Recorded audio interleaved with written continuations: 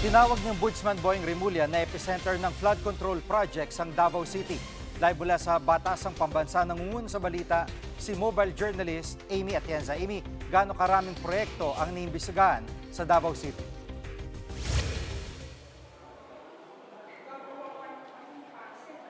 Jiggy, aabot ng 200 flood control cases ang iniimbestigahan ng Ombudsman kung saan 4 dito ang naiakyat na sa korte. Sinabi yan ni Ombudsman Boying Rimulya sa pagdinig ng komite sa Kamara sa panukalang budget ng ahensya para sa 2027. Ayon kay Rimulya, maraming pondo ang pumasok sa mga flood control project sa Davao City. Nilinaw naman ni Rimulya na hindi pa maituturing na may bahid ng korupsyon ang lahat ng mga proyekto. Nagpapatuloy pa ang kanilang investigasyon sa mga ito.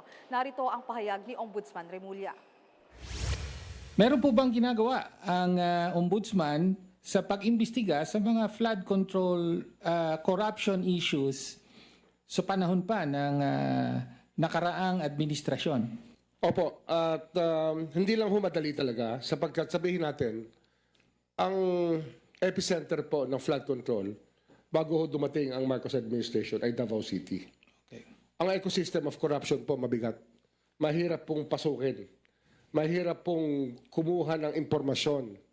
Marami hong taong hindi nagsasalita, pero hindi ko kami tumitigil. Okay, malinaw po ang sinabi, no? Epicenter of corruption. Control yun, flood control Flood projects. control corruption ang Davao City nung panahon ng nakaraang administrasyon. Opo, but I will not draw that conclusion immediately. Okay. Ito po yung pinag-aaralan namin kasi ang mahalaga po, makita namin ang ebidensya sa ground, Your Honor. Amy, may pahayag na ba mga Duterte sa pahayag na ito ni Ombudsman Rimulya?